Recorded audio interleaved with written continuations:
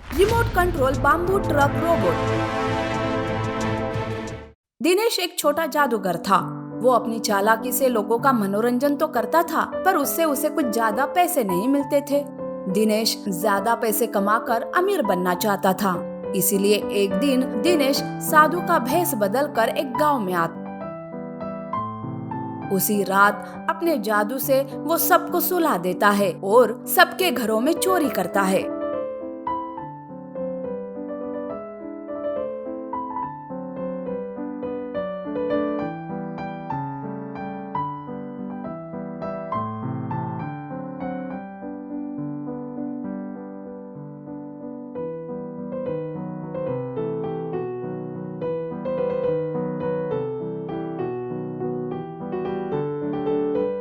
गांव वाले एक साथ हुए इस चोरी के कारण चिंतित हो जाते हैं और अपनी समस्या लेकर साधु यानी दिनेश के पास आते हैं। तब साधु के रूप में दिनेश कहता है, मुझे गांव पर किसी बुरे काले साए का आभास हो रहा है, इसलिए तो गांव में सभी की यहाँ चोरी हुई है।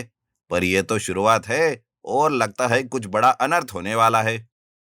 ये बात सुनकर गांव का जतिन नाम का एक लड़का सामने आता है और कहता है, अरे आप गांव वालों को क्यों डरा रहे हो? कोई काला साया वाया नहीं होता है और ये साधु कुछ नहीं कर सकते हैं। हमें पुलिस के पास जाना होगा। पुलिस की बात सुनते ही साधु के भेष में छुपा दिनेश डर जाता है।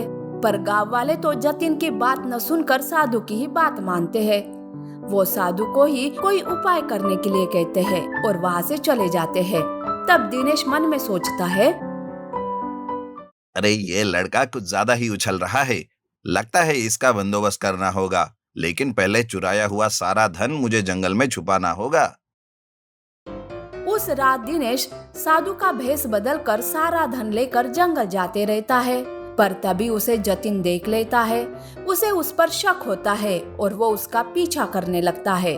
दिनेश भी जतिन को देख लेता है। तब दिनेश एक जगह पर रुक जाता है। जतिन उसके पास आता है और कहता है,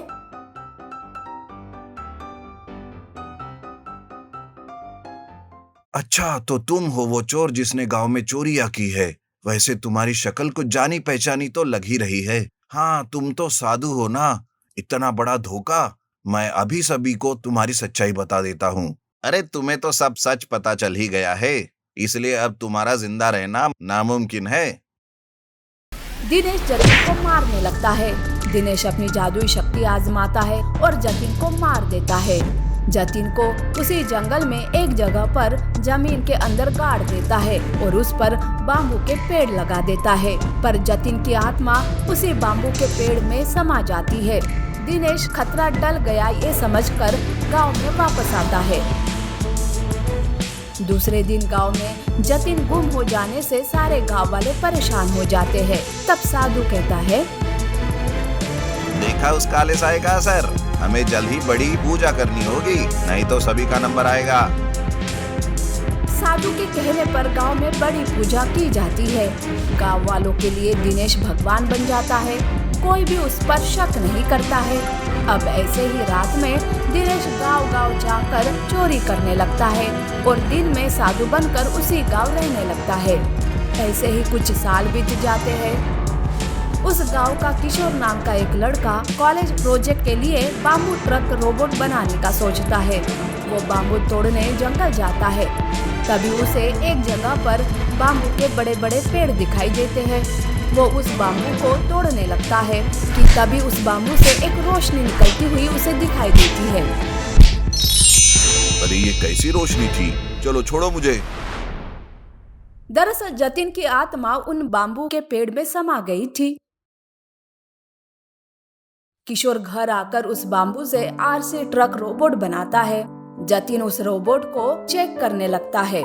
जतिन बाम्बू ट्रक रोबोट को रिमोट से चला रहा था कि अचानक रोबोट कंट्रोल से बाहर हो जाता है और वो साधु यानी दिनेश पर हमला करने जाता है। रोबोट दिनेश को मारने लगता है। किशोर रोबोट को रिमोट से कंट्रोल ही नहीं कर पा रहा था। तब गांव वाले साधु को रोबोट से बचा लेते हैं। तब किशोर कहता है, मुझे माफ कर दीजिए। पता नहीं, मेरा रोबोट तो अच्छे से काम कर रहा था, पर जैसे ही साधु को देखा तो वो बेकाबू हो गया। मैं अब इस रोबोट पर पूरा ध्यान रखूंगा। किशोर अपने बाम्बू ट्रक रोबोट को लेकर वहाँ से घर आता है तो उधर साधु अपनी जादुई शक्तियों से ये जान लेता है कि उस रोबोट में जतिन की आत्मा है और वो उसका बदला लेने वापस आया है। तब दिनेश मन में सोचता है, अब इस रोबोट से पीछा छुड़ाने के लिए मुझे भी किसी रोबोट का इस्तेमाल करना होगा, नहीं तो मेरा भांडा फूट जाएगा। दिनेश भी एक रोबोट लेकर आता है और उसे बाम्बू ट्रक रोबोट को नष्ट करने के लिए भेज देता है। तब उन दोनों रोबोट के बीच लड़ाई शुरू हो जाती है, पर बाम्बू ट्रक रोबोट दिनेश के रोबोट को ही नष्ट कर देता है।